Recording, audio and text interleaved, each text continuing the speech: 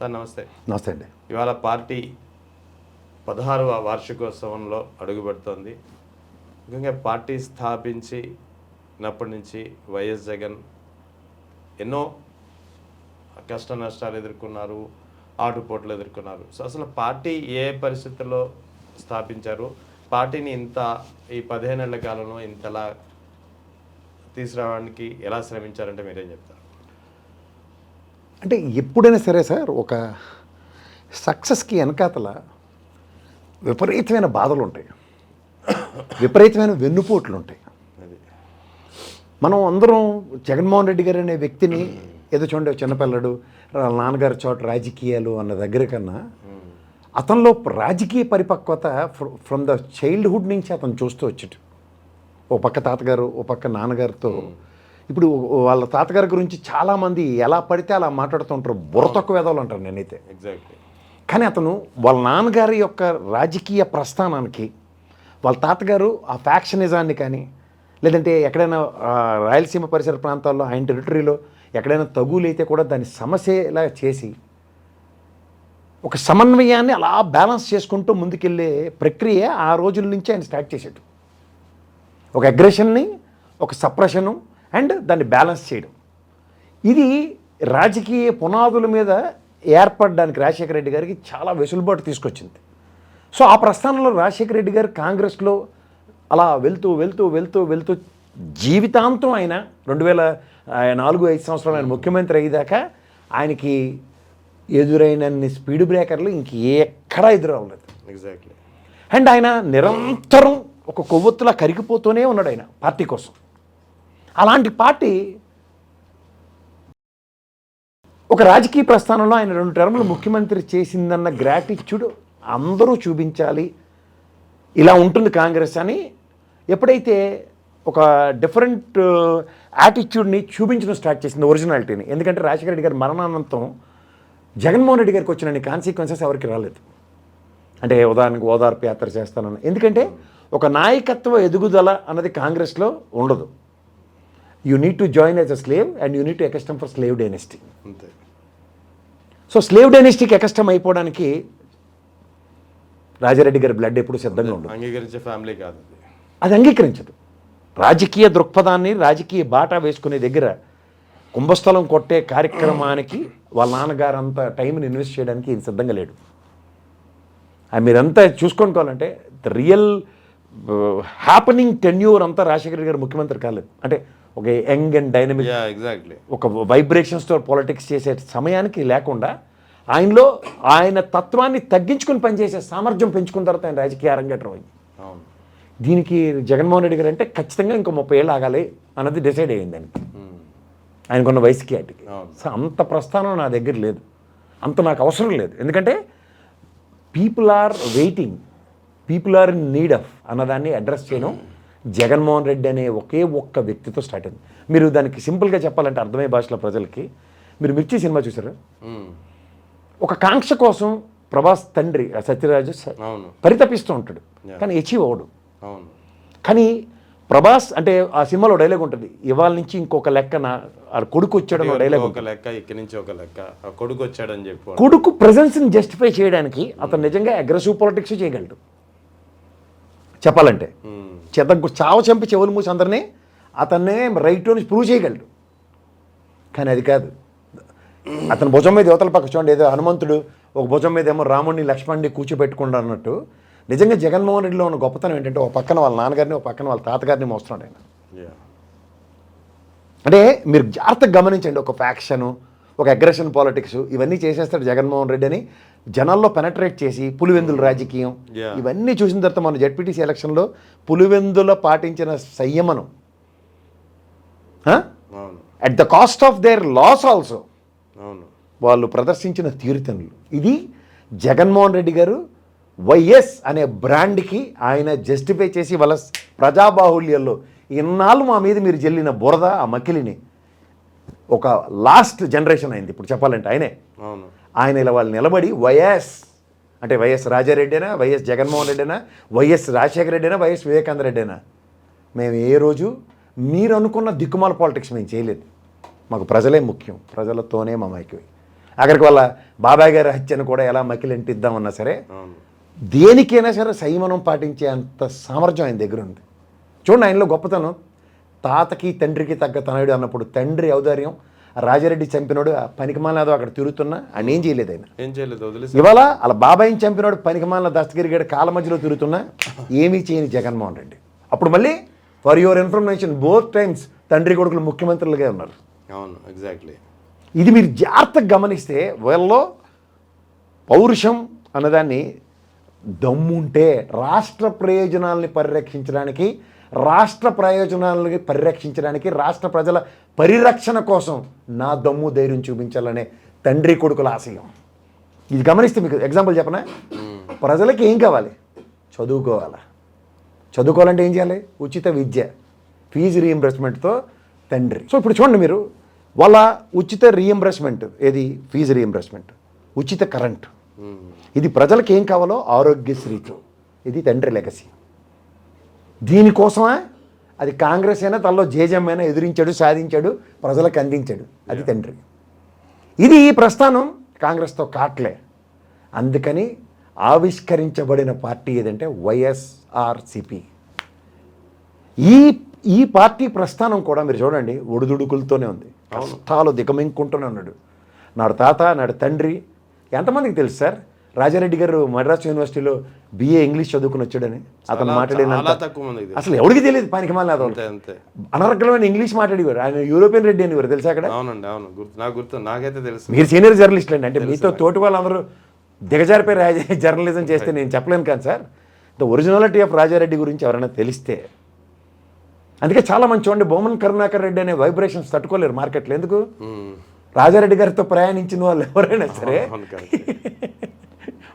చెల్లుమని నిజంతో చెప్పుతో కొడతారు, జబ్బలు కొట్టరు, నిజాలతో చెప్పులతో కొడతారు. అదే పని తండ్రి కొడుకులే చేస్తారు. ఎక్కడో కరుణాకర్ రెడ్డి గారికి చిన్న వాత్సల్యం ఉన్న మనిషే ఆయన ఎవరు తట్టుకోలేక చేస్తున్నారు ఇప్పుడు. చూసుకోండి కావాలంటే. That is the legacy of Rajareddy. So ఆ అంశంలో పుట్టినాడు ఎలా ఉంటాడు? సో ఈ పార్టీ ప్రస్థానం కూడా చూడండి, మళ్ళీ రాష్ట్ర ప్రయోజనాలు. ఇలాగా అధికారం కోసం అరులు చాచి వైజాగ్ స్టీల్ ప్లాంట్ ఇచ్చేస్తాం. అధికారం ఉంటే ఢిల్లీ మెడలు వంచడానికి ప్రాంతీయ పార్టీ, ఇది సామర్థ్యం. ప్రాంత పరిరక్షణ కోసం ఏర్పడిన పార్టీ అని దమ్ము ధైర్యం ఉన్న మొగాళ్ళ మాట్లాడేది ఎవడంటే జగన్మోహన్ రెడ్డి. ఇది మీరు గమనించుకోండి. సో ఈ పార్టీ ఆరంగేట్రం 15 ఏళ్ళు అవునండి. ఎన్ని రోజులైంది, ఎప్పుడు వచ్చామన్నది ఓ డైలాగ్ ఉంటుంది చూడండి. బుల్లెట్ ఎవరికి దింపగలంటే ఢిల్లీలో ఆడు ఎవడైనా ఉన్నాయి. నాడు సోనియమ్మ అవనండి, ఇవాళ నరేంద్ర మోడీ అవనండి. రాష్ట్ర ప్రయోజనాలకి ఇలా బాక్రాణంగా ఆనకట్లేలా నిలబడుతుంది. ఒక తప్పుని, పోలవరం జరిగిన తప్పుని సరిదిద్దితేనే కానీ ముందుకు వెళ్ళొద్దు. అది నువ్వు కేంద్ర ప్రభుత్వం అని ఆనాడు మీరిద్దరు కలిపి తగలబెట్టిన దరిద్రానికి నా రాష్ట్ర భవిష్యత్తు కోసం నిలబడ్డాడు. ఆయన ఆ బండాలు మోస్తున్నాడు. తప్పుని వేలెత్తి చూపించి ఆ బండాలు ఆయన మోస్తున్నాడు. అమరావతి నెక్స్ట్ చూడండి, కళ్ళ ముందు రైతుల కోసం పరితపించిన ఒక రైతు బంధువుకి ధీటుగా ఎంత 13,500 ఇచ్చుకున్నాడు ఆయన పాలనలో.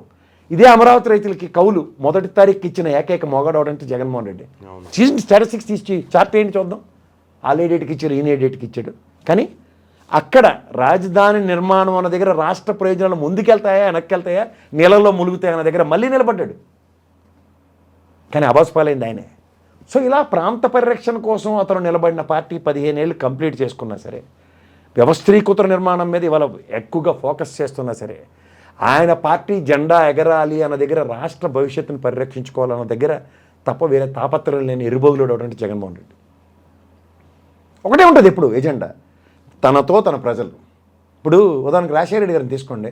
ఆరోగ్యశ్రీ, ఆయనకి వెళ్ళి గుండెలో నొప్పి వచ్చిన, లేకపోతే మ్యాక్స్ విజన్కి వెళ్ళి కళ్ళు ఆపరేషన్ చేయించుకున్న ఆరోగ్యశ్రీ ఉన్నాడు. ఎవడైనా రాచ మర్యాదలతో ప్రైవేట్ హాస్పిటల్కి వెళ్ళి అదే ట్రీట్మెంట్, రాజశేఖర రెడ్డి గారికి ఏ ట్రీట్మెంట్ ఉందో అతనికి అదే ట్రీట్మెంట్. అంతే సామర్థ్యాన్ని ప్రజల కోసం నిలబడిన మనుషులు వాళ్ళు. వాళ్ళు కాంగ్రెస్ వాడు ఎలా నిలబడుతున్నాడా మీరు చూసుకోండి కావాలంటే. ఏదో ఆయన పెట్టిన పథకాన్ని ముందుకు కంటిన్యూ చేస్తూ భుజాలు ఎగరేసుకుంటున్నారు తప్ప అలాంటి ప్రజల కోసం ఆవిష్కరణలు ఎవరన్నా కనబడుతున్నాయి మీకు? అంచేత చరిత్రలో వైఎస్ అన్నది చూడండి, ఆ పుష్ప సినిమాలో ఇలా వీపు కొట్టుకోవడం కాదు, బ్రాండ్ వేయడం కాదు, ఒకటి ప్రజెన్స్ చిరస్థాయిగా. ఇప్పుడు చూడండి వైఎస్ జగన్మోహన్ రెడ్డి గారు వాళ్ళ నాన్నగారిని రాశాడు. ఎవడైనా భగవత్ స్వరూపుడు ఎత్తున పోలిస్తారు ఆయన్ని. ఎవడైనా పల్లెత్తి మాడమాడగడు. ఈ తెపేలా ఛానల్లో ఈ బొరతక్కువ బ్యాచ్ గళ్ళు, చదువు సంజయ్ అని యాబ్రాచ్ బ్యాచ్ తప్ప 338 పంచాయతీరాజ్ శాఖ డిస్క్రిప్షన్స్ ఉంటాయన్న అవగాహన లేని బుర్రతక్కువ వేదలు 338 జీవో గురించి మాట్లాడుతున్నారు. ఎగ్జాక్ట్లీ. ఇప్పుడు ఒక మర్మం, ఏ మర్మం ఉంటుంది? పంచాయతీరాజ్ వ్యవస్థలో ఉన్న తిరుపతి పరిసర ప్రాంతాల్లో తిరుమలకి ఒక స్పెషల్ డిస్క్రిప్షన్ ఇస్తే దాని నిధులతో అది స్వయం ప్రతిపత్తితో ఎదిగే విధానానికి 338 జీవో. తర్వాత ఆయన ఇచ్చిన 746, 747 జీవోలు దీని మీద మాట్లాడే దమ్ము ధైర్యం ఉందా? సో ఇవన్నీ మీరు జాగ్రత్తగా గమనిస్తే ఒక తండ్రి కొడుకులో తాతయ్య తపనని అవసరా అంటారు. ఎందుకంటారు? నిలబడి కలబడడం కాదు, నిలబడి రాష్ట్ర ప్రయోజనాలు పరిరక్షించడం కోసం నాడు రాజశేఖర రెడ్డి అయినా నేటి జగన్మోహన్ రెడ్డి అయినా ప్రజల కోసం రాజకీయ అరంగేట్రం చేస్తేనే రాజారెడ్డి ఆశయం. రాజారెడ్డి ఆశయాన్ని నిజమైన నిక్కచ్చైన రాజకీయ ఆశయం కాబట్టి ఇవాళ దాన్ని డైజెస్ట్ చేసుకోలేక పులివెందుల రాజకీయం, రాజారెడ్డి రాజ్యాంగం అని పనికిమాల మాటలు మాడుతున్నారు. రాజారెడ్డి రాజ్యాంగం అంటే చూసుకో, ఒక 7 years టర్మ్ దగ్గర ఫస్ట్ 5 సంవత్సరాలు 6 నెలల టర్మ్లో the legacy of Rajasekhara Reddy, 5 సంవత్సరాలు జగన్మోహన్ రెడ్డి సుపరిపాలన, దమ్ము ధైర్యం ఉంటే ఎవడన్నా నెక్కచ్చిగా డిబేట్కి పెడితే అక్షరాలతోనూ అంకెలతోనూ విత్ సబ్స్టాన్షియల్ ఎవిడెన్సెస్ సిద్ధం అవడనా? సిద్ధం సభ సారాంశం అదే, దానికి సిద్ధపడమన్నాడు ఆయన. పార్టీ ఆవిర్భావానికి ముందు కడప బై ఎలక్షన్లో పోటీ చేశారు. దేశంలోనే 2వ అతిపెద్ద మెజార్టీతో గెలిచారు. తానేంటో చూపించుకున్నారు, ప్రజలందరికీ నిరూపించుకున్నారు. ఆ తర్వాత పార్టీ స్థాపించారు. 18 మంది తన కోసం రాజీనామా చేసిన ఎమ్మెల్యేలను గెలిపించుకున్నారు, 2 తప్ప. తర్వాత పార్టీ అంటే ఇప్పుడున్న 100% స్ట్రైక్ రేట్లతో కంపేర్ చేయలేదండి. ఆ స్ట్రైక్ రేట్ వేరే. ఎందుకంటే ఆశయం కోసం కార్యదీక్ష. ప్రధాని కేసీఆర్ గారు కూడా తెలంగాణ ఉద్యమం టైంలో ఆయన పార్టీ వాళ్ళు ఎంతమంది రాజీనామాలు చేసి ఎన్నిసార్లు తిరిగి గెలిచేవారు. కానీ నిజమైన ఆశయం రాజశేఖర రెడ్డి ఆశయం అన్నది ఏదైతే ఉంటుందో రాష్ట్ర ప్రయోజనాల పరిరక్షణ దగ్గర ఒక కొడుకు రెట్టారుగా తాడి చెట్లో నిలబడితే తాడి చెట్టు నీడేస్తుందా అని కూడా ఆలోచించకుండా వచ్చిన ఆ 18 మంది యోధుల గురించి మాట్లాడండి. 2014లో 67 సీట్లు, 2019 వచ్చేటప్పటికి అనూహ్యంగా 151 సీట్లతో ఒంటరిగా పోటీ చేసి 3 అక్కడ అవతల ప్రతిపక్షంలో అన్ని పార్టీలు ఏకమైనా సరే ఇలా క్రమంగా తన ఓటు బ్యాంకును స్థిరపరచుకుంటూ పెంచుకుంటూ ప్రజలకు మరింత చేరువవుతూ పార్టీని మరింతగా ప్రజల్లోకి చేరువగా తీసుకువెళ్ళే ప్రయత్నాన్ని ఎలా తీసుకోవాలి? అంటే మీరు సింపుల్గా చెప్పండి సార్, ఆయన ఎప్పుడు వచ్చాడు అన్నది కాదు. ఇప్పుడు నేను మళ్ళీ చెప్తూ ఉంటాను, ఒక 4 దశాబ్దాల పైచీలకున్న తెలుగుదేశానికి స్థిరమైన ఓటు బ్యాంక్ 40%, గెలిపోవటంలకు అతీతంగా. ఎగ్జాక్ట్లీ. కానీ ఒకే ఒక డెకేడ్ కంప్లీట్ చేసుకున్న జగన్మోహన్ రెడ్డి ఓటు బ్యాంక్ని స్థిరంగా 40% మెయింటైన్ చేస్తారు. కేవలం 15 ఏళ్ళు. అంచేత ప్రాంతీయ పార్టీ యొక్క ఔన్నత్యాన్ని రాష్ట్ర ప్రయోజనాలు పరిరక్షించడానికి నువ్వా నేనా నా దగ్గరికి నా ఇండిపెండెంట్ సామర్థ్యం అని ప్రతి ఎలక్షన్ ప్రూవ్ చేసుకుంటున్న ఏకైక మొగాడు అంటే జగన్మోహన్ రెడ్డి. అంతే. నేను చేసే ప్రయోజనాలు మీరు పరిరక్షించలేక స్వార్థ ప్రయోజనాలు పరిరక్షించుకుంటాం అన్నప్పుడల్లా అందరూ ఏకతాటి మీదకి వస్తారు. రాష్ట్ర ప్రయోజనాలు పరిరక్షిద్దామంటే బీజేపీ ఎజెండా స్టీల్ ప్లాంట్ అమ్మేయాలి, పోలవరంకి డబ్బులు ఇవ్వకూడదు, అమరావతి రాజధాని డిక్లేర్ చేయకూడదు. ఈ ఎజెండాని జస్టిఫై చేయడానికి అలా కూటమి కింద కట్టొచ్చి ముసుగుచాటు రాజకీయాలు చేస్తారు. మీరు గమనించుకోండి, ఇది జడ్డి ప్రజలకు అర్థం కావట్లే. మీరు గమనిస్తున్నారు, ఇదే Jaganmohan Reddy on priority diaphragm వాళ్ళ రెక్టిఫికేషన్ కూర్చున్నాడు పేక మీద. రెక్టిఫై అయిందా లేదా? అమరావతి 3 రాజధానులు అన్నాడు పొరపాటున గ్రహపాటున. 3 రాజధానులు విరమించుకున్న తర్వాత దాని అర్థం ఏంటి? అమరావతి రాజధాని నేను యాక్సెప్ట్ చేసినట్టే కదా. కానీ అది ఎందుకు మాట్లాడరు జనాలు?